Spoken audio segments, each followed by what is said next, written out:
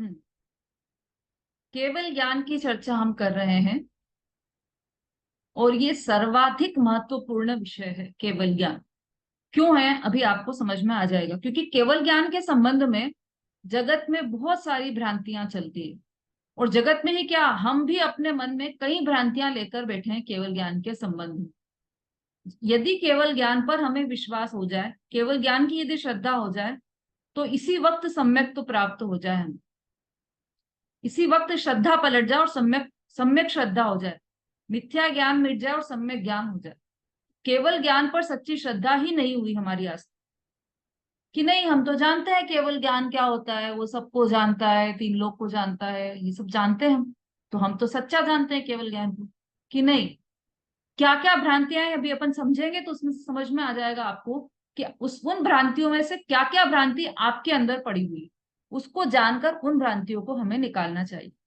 तो अब हम छोटे छोटे प्रश्न के माध्यम से इस केवल ज्ञान को समझते हैं। केवल ज्ञान किसे कहते हैं, है ना। तो जो त्रिकालवर्ती समस्त पदार्थों को युगपत स्पष्ट जाने, उसे केवल ज्ञान कहते हैं, है ना। अब देखो इसकी परिभाषा सम्यक ज्ञान चंद्रिका, गोमट सार जीव कांड में है, परमात्म प्रकाश में है, प्रवचन सार में है, बहुत सारे ग्रंथों में, मोक्ष शास्त्र में तो है ही, बृहद्रव्य संग्रह में भी है। सब अलग अलग परिभाषाएं केवल ज्ञान की। इन सब का हम सार निचोड़ निकालें तो यह कह सकते हैं कि जो त्रिकालवर्ती समस्त पदार्थों को युगपत स्पष्ट जाने, उसे केवल ज्ञान कहते हैं,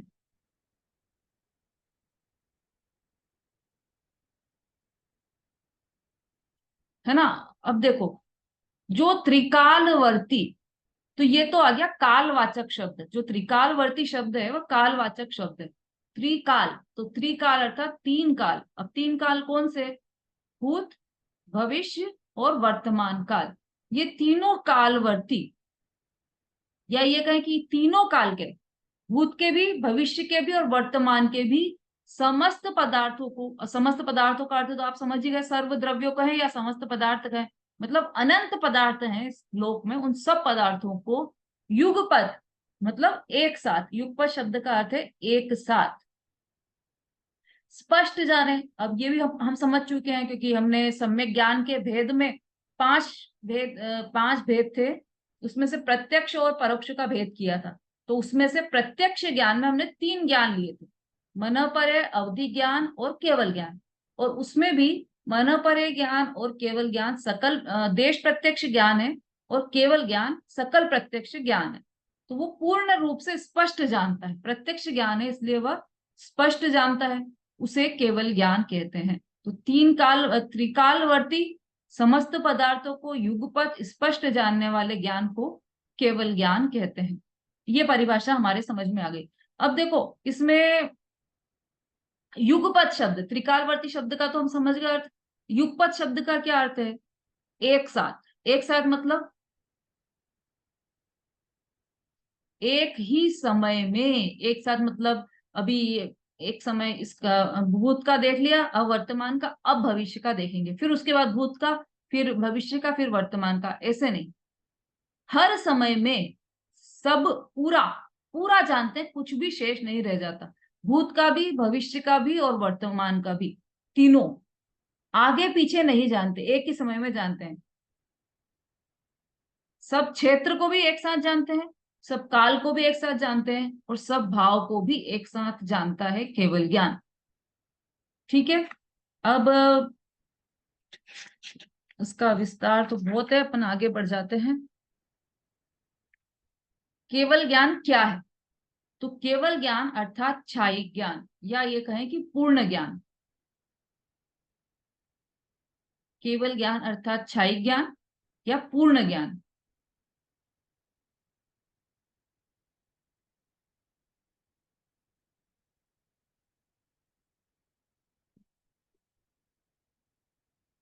केवल शब्द का क्या अर्थ है, केवल शब्द का अर्थ है पर से भिन्न निज स्वभाव, वो होता है केवल। पर से भिन्न निज स्वभाव को ही केवल कहते हैं। और जो केवल ज्ञान है वह ज्ञान गुण की पूर्ण दशा है, पूर्ण शुद्ध दशा है। केवल ज्ञान ज्ञान गुण की पूर्ण शुद्ध दशा है।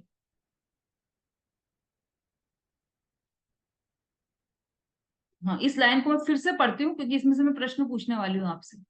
केवल ज्ञान ज्ञान गुण की पूर्ण शुद्ध दशा है। अब इसमें से आपको ये बताना है कि जो मैंने ये लाइन बोली, केवल ज्ञान ज्ञान गुण की पूर्ण शुद्ध दशा है, तो इसमें से आपको क्या प्रतिभाषित होता है कि केवल ज्ञान द्रव्य है, गुण है या पर्याय?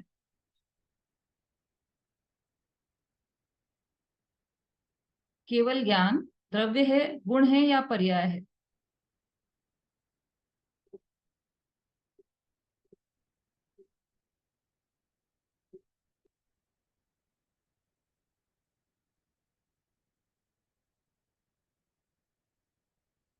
रेणु जी। दीदी केवल ज्ञान जो है वो ज्ञान गुण की पूर्ण शुद्ध पर्याय है। हाँ, तो पर्याय है, द्रव्य है या गुण है? दीदी पर्याय है। हम्म, ठीक है। अभी यहाँ पर ये इसको पर्याय के रूप में ही परिभाषित किया गया है। तो केवल ज्ञान, चूंकि हम उस केवल ज्ञान की बात कर रहे हैं जो पर्याय में प्रकट हो गया है, इसलिए ये दशा में अवस्था में जो प्रकट हुआ है इसलिए इसको केवल ज्ञान। लेकिन आत्मा स्वयं भी केवल ज्ञान स्वभावी है, तो वहां पर स्वभाव से भी केवल ज्ञान, स्वभाव भी मतलब द्रव्य भी केवल ज्ञानमयी है। लेकिन आपका उत्तर सही है, यहाँ पर पर्याय की ही बात है क्योंकि हमने दशा बोला ना, शुद्ध शुद्ध दशा। तो दशा मतलब पर्याय, पर्याय शब्द, पर्याय का पर्यायवाची में हमने लिखा था दशा, हालत, अवस्था, ये सब पर्याय के पर्यायवाची हैं। तो ये सब पर्याय है, इसलिए केवल ज्ञान यहाँ पर पर्याय ही है। केवल ज्ञान ही आत्मा का निस्वभाव है और केवली को ही परमात्मा कहते हैं, ऐसा परमात्मा प्रकाश में लिखा है। अब केवल ज्ञान और कैसा है? हाँ देखो, ये थोड़ा इंपॉर्टेंट है। केवल ज्ञान असहाय ज्ञान है। केवल ज्ञान को कैसा ज्ञान कहा? केवल ज्ञान को असहाय ज्ञान कहा। असहाय क्यों कहा? क्योंकि यह ज्ञान इंद्रिय, मन या आलोक, आलोक अर्थात प्रकाश की अपेक्षा से रहित है। मतलब इस केवल ज्ञान को न इंद्रिय की अपेक्षा है, न मन की अपेक्षा है, और न ही प्रकाश की या आलोक की अपेक्षा है। मतलब ये हो तो ही ज्ञान होगा ऐसा नहीं। केवल ज्ञान तो इंद्रिय, मन और प्रकाश के बिना ही जानता है, उनकी अपेक्षा ही नहीं है केवल ज्ञान।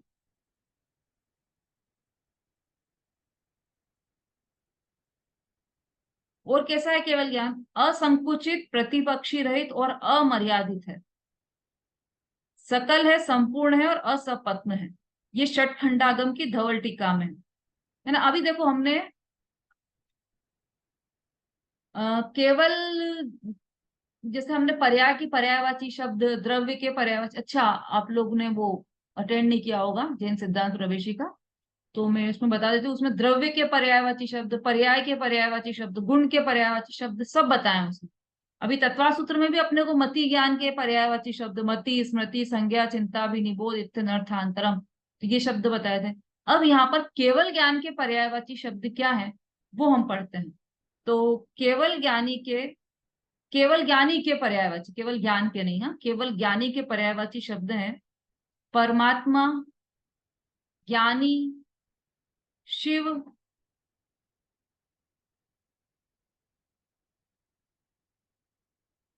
परमेष्ठी,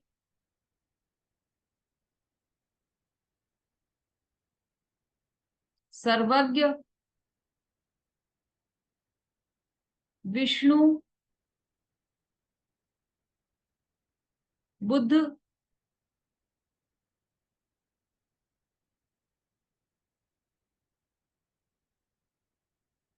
ऐसे 1008 नाम है केवल ज्ञानी के, है ना। भगवान के 1008 नाम, वो केवल ज्ञानी के ही 1008 नाम। चतुर्मुख ब्रह्मा भी बोला है उनको, बहुत सारे नामों से। अब ये जो नाम लिखे हैं ना हमने, शिव, विष्णु, बुद्ध, ये सबका अर्थ है, बिना अर्थ के कोई भी नाम नहीं है यहाँ। शिव, विष्णु क्यों कहा उनको? विष्णु क्या करते हैं जगत में? हम्म, मतलब दूसरे लोग क्या मानते हैं कि विष्णु क्या करते हैं?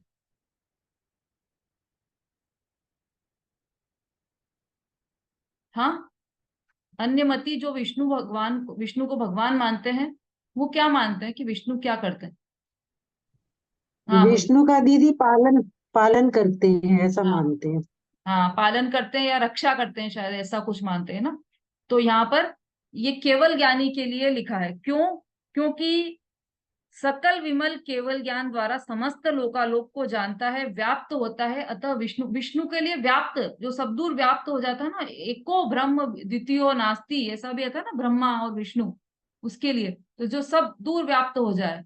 और केवल ज्ञानी का ज्ञान कैसा है कि वो सब दूर व्याप्त हो गया है, एक भी प्रदेश ऐसा नहीं बचा है जहां पर केवल ज्ञानी का ज्ञान ना पहुंचे।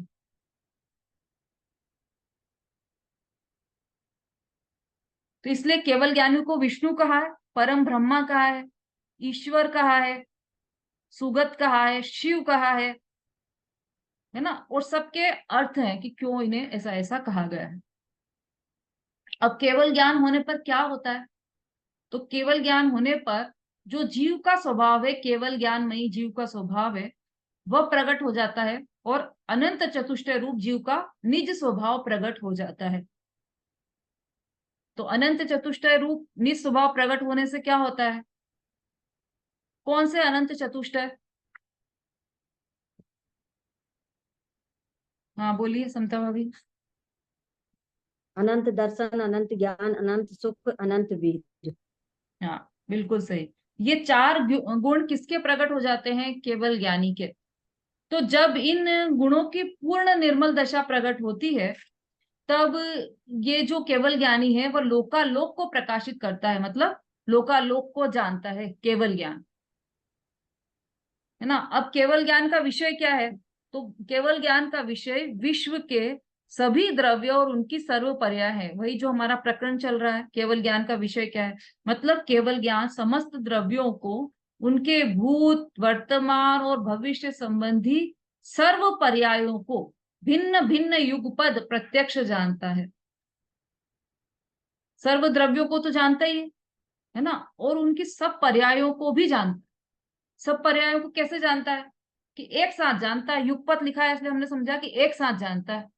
एक साथ तो जानता है, लेकिन एक साथ जानने के बावजूद भी वो उसमें मिक्स नहीं कर देता। एक द्रव्य की पर्याय को दूसरी पर्याय में मिक्स नहीं करता, एक साथ जानने के बावजूद। एक साथ जानता है, मतलब सबको एक साथ जानता है, लेकिन सबको अलग अलग पृथक पृथक उनकी पर्याय द्रव्य गुण पर्यायों सहित जानता है, प्रत्येक द्रव्य को, है ना। इसलिए यहाँ पर लिखा कि भिन्न भिन्न युग, भिन्न भिन्न भी जानते हैं और युगपद भी जानते हैं केवल ज्ञान में। हाँ, अब इससे क्या समझ में आया हमें कि केवल ज्ञान की मर्यादा कितनी है? केवल ज्ञान की हमने अभी तक जो चर्चा की, उससे हमें इतना समझ में आ गया होगा कि केवल ज्ञान की मर्यादा कितनी है। हाँ बोलिए रेणु जी। दीदी केवल ज्ञान की मर्यादा तो मतलब अनंत हो गई ना, क्योंकि वो सब सब द्रव्यों की सब पर्यायों को एक साथ युगपत जानता है। तो उसकी तो कोई सीमा ही नहीं, अनंत सीमा है उसकी तो। हाँ, और सब द्रव्य कहाँ पर पाए जाते हैं? भाई पूरे सारे लोग का कुछ सारे पूरे उसमें सर्व द्रव्य पाए जाते हैं।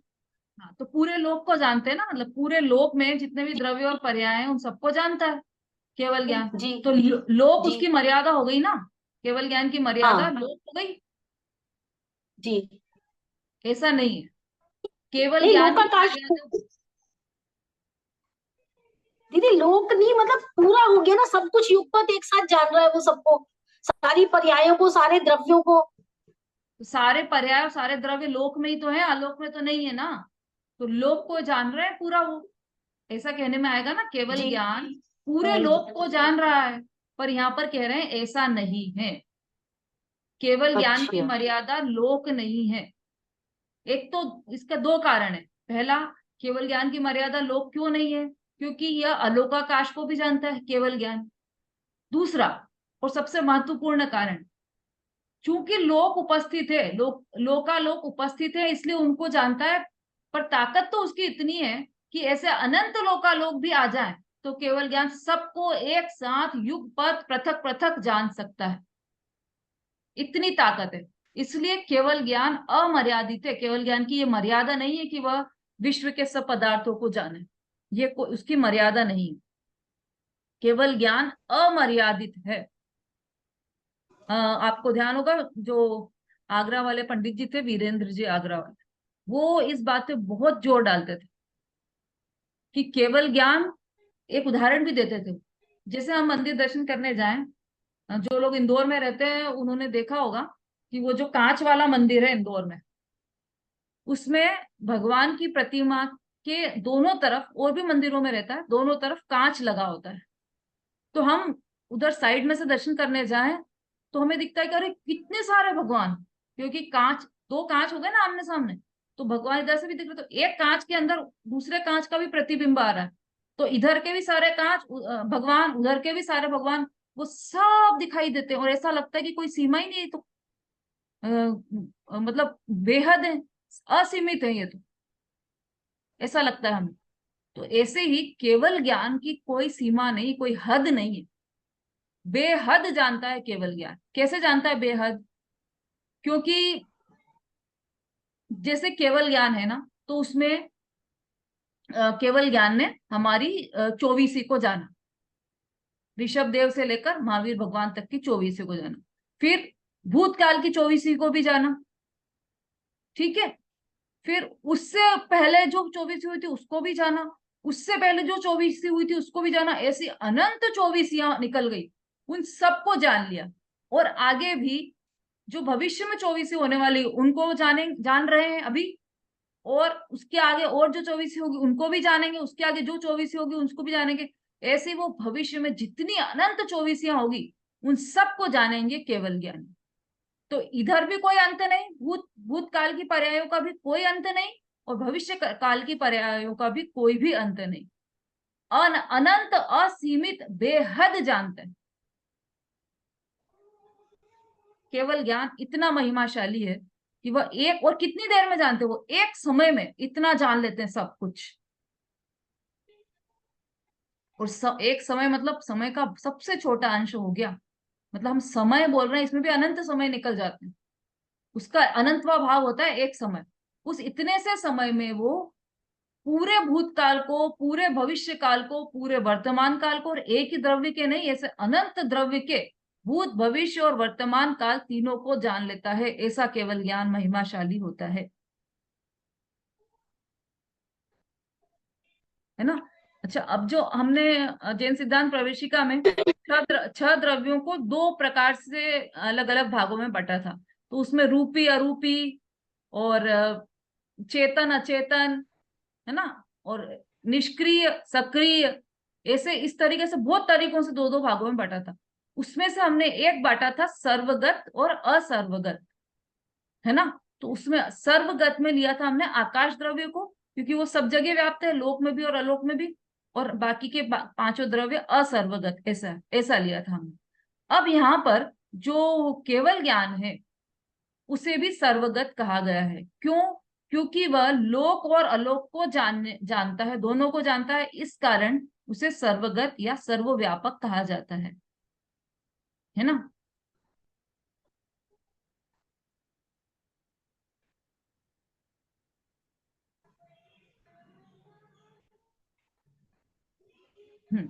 अब एक प्रश्न मेरा फिर से आपसे, कि ये जो केवल ज्ञान है, यह किसको जानता है? उषा जी।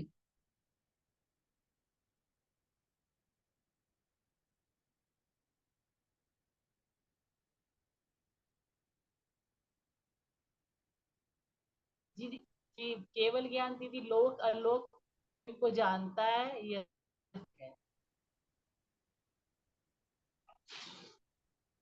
ठीक है, संगीता जी। दीदी सूत्र ही कह रहा है, सर्व सर्व द्रव्य पर्यायेषु केवल सभी द्रव्यों को और सभी पर्यायों को जानता है। हम्म सूत्र कह रहा है तो मानना पड़ेगा ना। चलिए, समता भाभी। केवल ज्ञान तीन लोक तीन काल के समस्त पदार्थों को स्वयं को भी जानता है, और तीन लोक तीन काल समस्त पदार्थों को भी जानता ललिता जी। केवल ज्ञान सर्व द्रव्य और सर्व पर्याय को एक साथ युगपत जानता है, तीन कालवर्ती। हाँ, रेखा जी। देख ये आपने जो मैंने लिखा है, मैं वही बोल रही हूँ। केवल ज्ञान है ना, अनंत अनंत चतुष्ट है। निज स्वभाव केवल यहाँ लोकल लोक को जानता है। भूत भविष्य काल की सर्व द्रव्य और सभी पर्यायों को एक साथ जानता है। भिन्न भिन्न भी जानता है, युगपत भी जानता है। केवल ज्ञान अमर्यादित है। केवल ज्ञान लोक और अलोक दोनों को जानता है, इसलिए इसे सर्वगत कहा गया है। आपने तो पूरे नोट्स पढ़ लिए, बहुत बढ़िया। विशु जी। केवल ज्ञान सर्वद्रव्य और उनकी त्रिकालवर्ती अनंतानंत पर्यायों को एक आक्रम से एक ही काल में जानता है। यह ज्ञान सहज बिना इच्छा के जानता है। एक ही काल में जानता, उसके पहले क्या बोला आपने? केवल ज्ञान सर्वद्रव्य और उनकी त्रिकालवर्ती अनंतानंत पर्यायों को आक्रम से बिना क्रम से एक ही काल में जानता है। ठीक है। चलिए रेणु जी बोलिए। केवल ज्ञान सर्व द्रव्यों की सर्व पर्यायों को एक साथ युगपत जानता है, और केवल ज्ञान की मर्यादा लोक नहीं है, वो अनंतानंत लोकों को जानता है। भूत भविष्य वर्तमान की सब पर्यायों को युगपत एक साथ जानता है एक समय में। और केवल ज्ञान, इसीलिए इस केवल ज्ञान को सर्वगत या सर्वव्यापक भी कहते हैं। भाई अनंत अनंत लोगों को नहीं जानता, क्योंकि है ही नहीं ना अनंत अनंत। लोग तो एक ही है, पर जान सकता है, इतनी ताकत है उसकी। हाँ ये उसमें आप चेंज जी, कर ले। नमिता ठीक है। जी।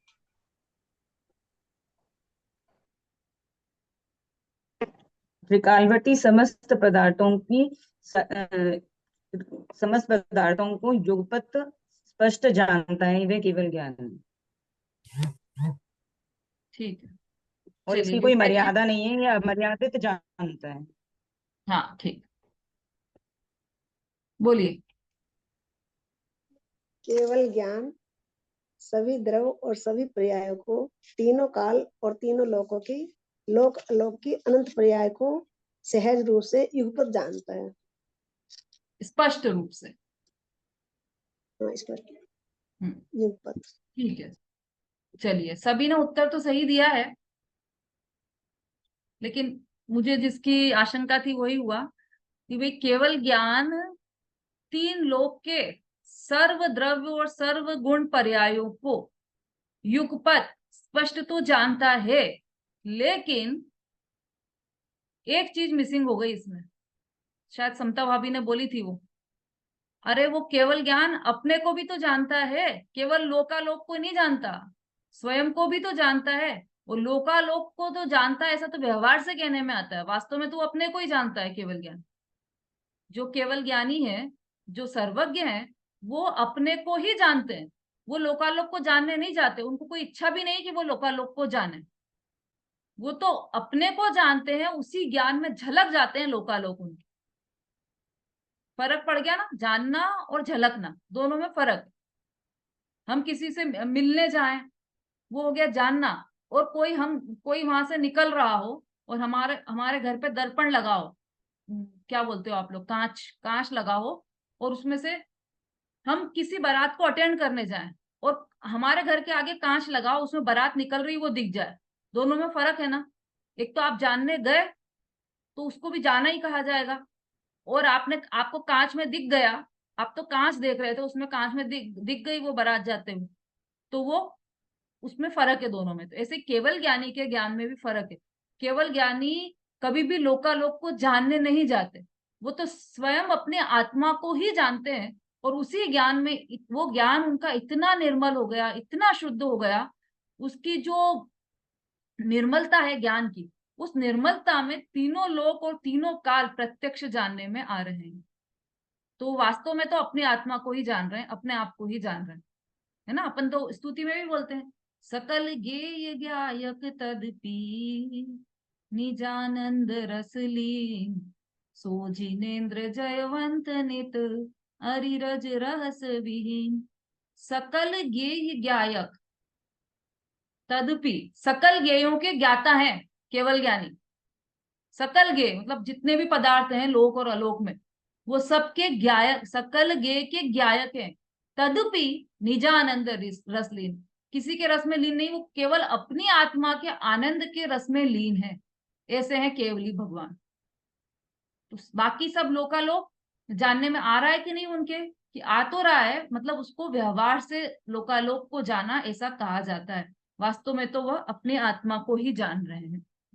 थोड़ी सी विषय से अलग हटकर बात थी, लेकिन ये थोड़ी सी अनिवार्य बात है, क्योंकि हमें ना जितना भी हम अध्ययन कर रहे हैं तो उसमें हम आत्मा को ऊर्ध्व रखकर कार्य कर रहे हैं। सारा हम जितना भी अध्ययन कर रहे हैं सब आत्मा को ऊर्ध्व रख के ही कर रहे हैं। और निश्चय से क्या क्या है वो भी हम समझते चले जा रहे हैं कि निश्चय से तो वो अपनी आत्मा को ही जान रहे हैं, और व्यवहार से उन्होंने सर्वद्रव्य और पर्यायों को जाना है। तो जो ये सूत्र है सर्वद्रव्य पर्यायेषु केवलस्य, वो भी व्यवहार पर ही आधारित है। वास्तव में तो वो अपनी आत्मा को ही जानते हैं। ठीक है, अब इसमें ओहो 38 हो गए। इसमें जो मुख्य बात मैं कहना चाह रही थी वो तो अभी तक नहीं आ पाई है। जहां पर हम सबकी भूल चलती है वो बात अभी अभी आ नहीं पाई है इसमें। तो केवल ज्ञान के संदर्भ में हम सबकी बहुत बड़ी भूलें चलती है, वो अपन कल लेंगे। और इन भूलों का आचार्यों ने, बड़े बड़े आचार्यों ने, कुंद कुंद आचार्य जैसे आचार्यों ने षट खंडागम में भी इन भूलों का निराकरण किया गया। वो सब हम अलग अलग ग्रंथों के माध्यम से पढ़ेंगे कि भूल क्या है और उसको भूल क्यों कहा गया है। उस भूल समझने से क्या फायदा होगा कि केवल ज्ञान का स्वरूप हमें स्पष्ट समझ में आ जाएगा। ठीक है, तो अब हमारा समय हो गया है, बाकी की चर्चा कल। कल है ना क्लास अपनी? हाँ, तो बाकी की चर्चा अपन कल, हमारा ही केवल ज्ञान का प्रकरण पूर्ण हो जाएगा। तो आपके 29 सूत्र हो जाएंगे, उसके बाद केवल 4 सूत्र बचेंगे। 3, 30, 31, 32 और 33, 4 सूत्र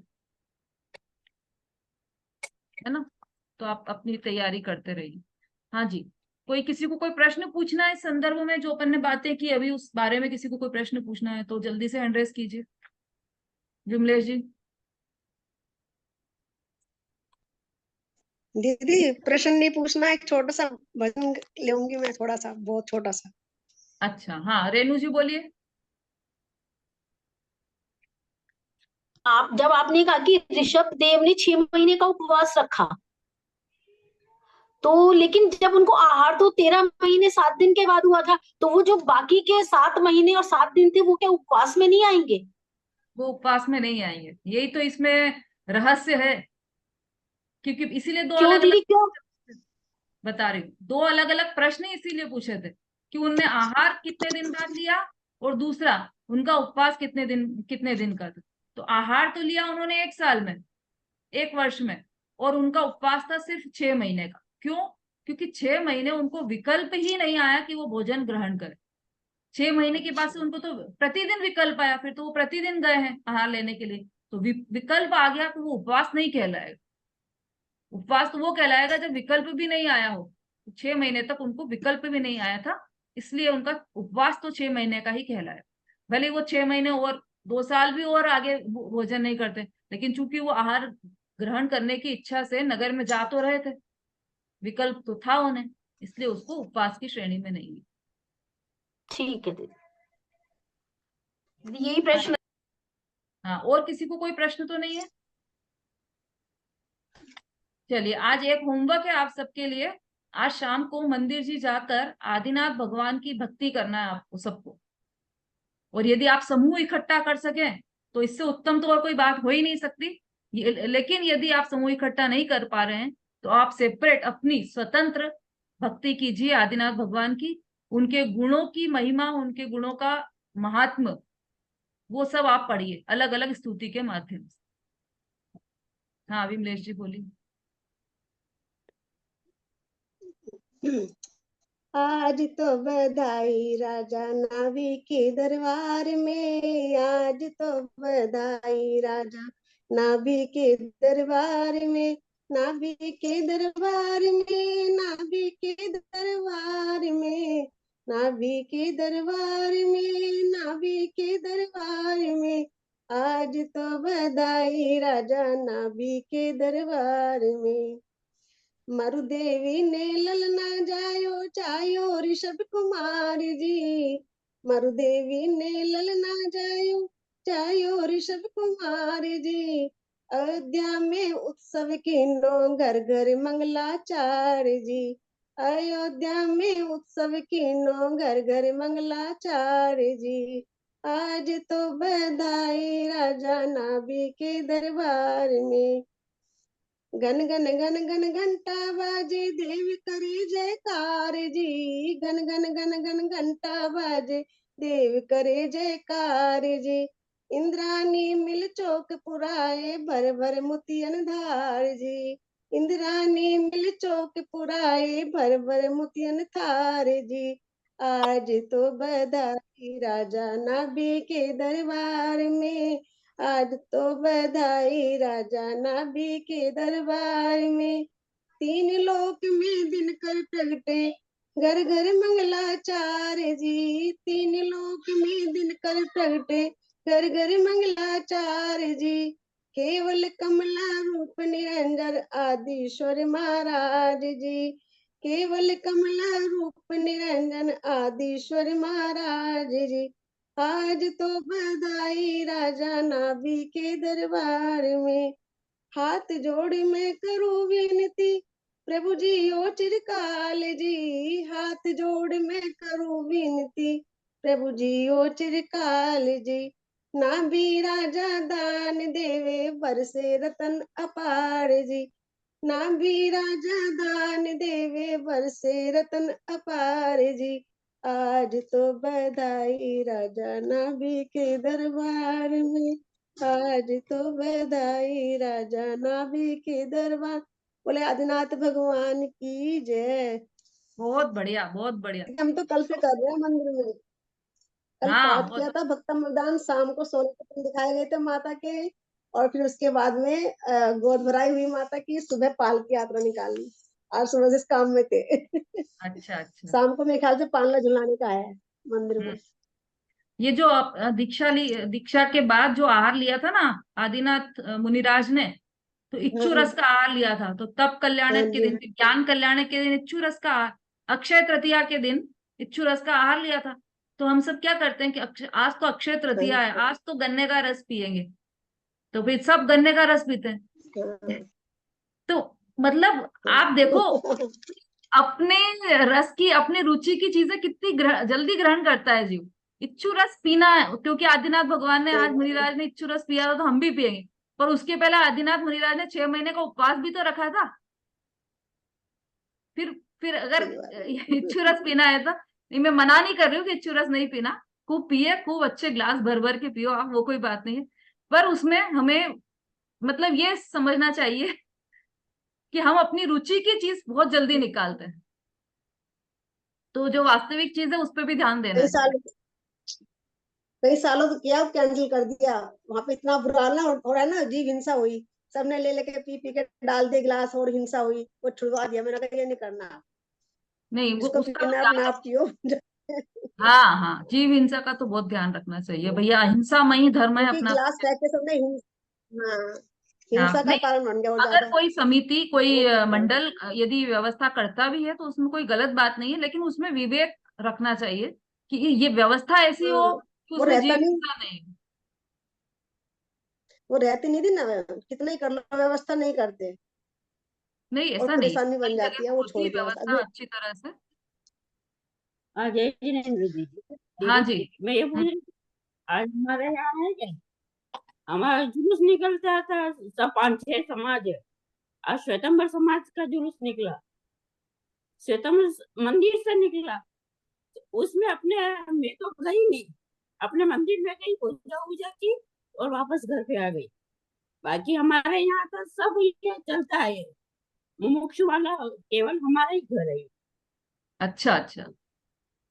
हाँ, तो वो आपने सब जुलूस में जाने का अपने उचित था क्या?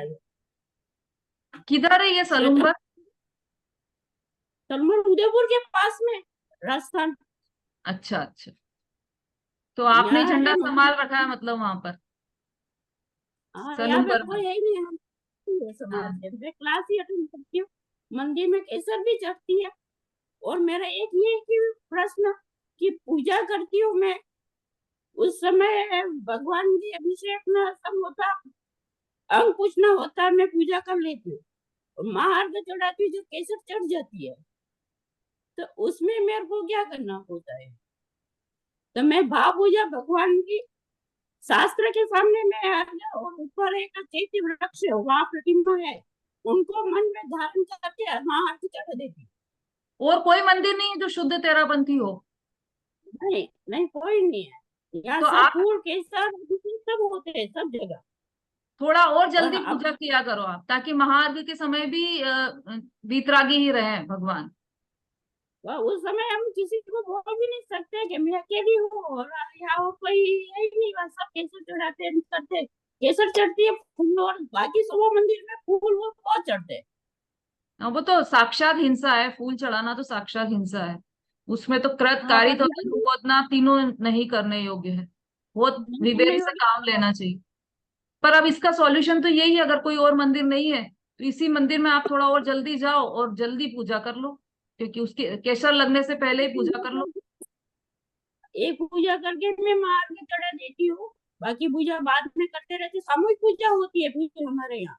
अच्छा। मैं अकेली करती हूँ, मेरे ऊपर लोग यो ये अकेली कर दी, ये मोक्ष वाली है, ऐसी है, यो भी कहते हैं, पर वो मैं सुनती नहीं, हाँ हाँ, वो तो करते ऐसे ही नहीं। वो तो बोलते ही हैं, वो तो बोलने वाले बोलते ही हैं, अपने को तो अपना काम करते रहना चाहिए। वो भी चलिए। चढ़ाती हूँ, फटाफट कर लेती हूँ, पर कितनी भी फटाफट करो तो भी वो लोग आगे चढ़ा ही देंगे। अच्छा, चलिए इस पे और बात करेंगे अपन। जावाणी के ज्ञान से सूझे लोकालो, सोवाणी मस्तक नमो सदा देत हूँ धो। बोलिए जिनवाणी माता की जय, महान जैन धर्म की जय, आचार्य उमा स्वामी की जय हो। जय जिनेन्द्र दीदी, सभी जय जय जिनेन्द्र, जिनेन्द्र। जय जय। जय जिनेन्द्र सभी को। जय जिनेन्द्र। जिनेन्द्र दीदी।